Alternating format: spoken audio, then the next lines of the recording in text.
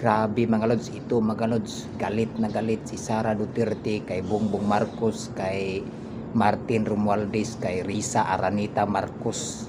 Ito mga lods, panuorin nating video na to. Lying through his teeth to get the votes of people.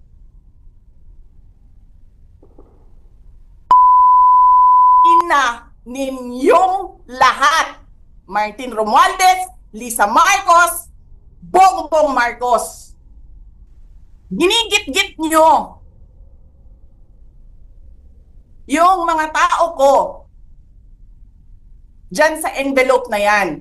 Lisa Marcos, naalala mo? Nagpadala ka sa akin ng video? Sinabihan mo ako saan kukunin ang pera. Pinakita mo ang muka ng tao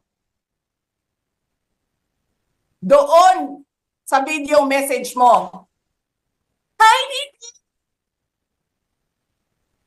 This is she's been working with us for the longest time. We trust her. You sent me written instructions about money. Millions a month. Anong nakalagay doon sa envelope? DepEd. Anong ginawa ko? Binigay ko sa DepEd. Na mukha.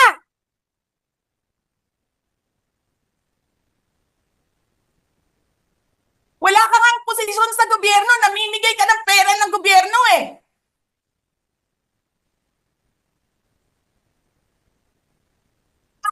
Sisirahin mo yung tangal ng mga kasama ko sa Office of the Vice President.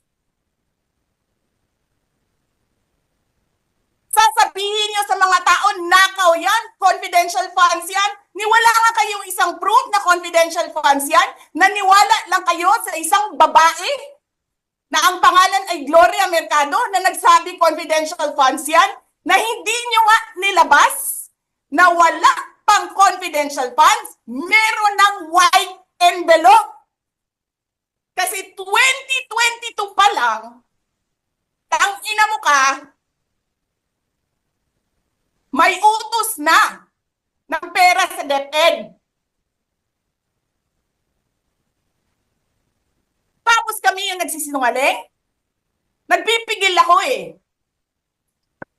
Kasi gusto ko lang magtrabaho. Gusto ko lang tapusin nyo na yung ng show ninyo dyan sa House of Representatives para makabalik na kami sa trabaho namin.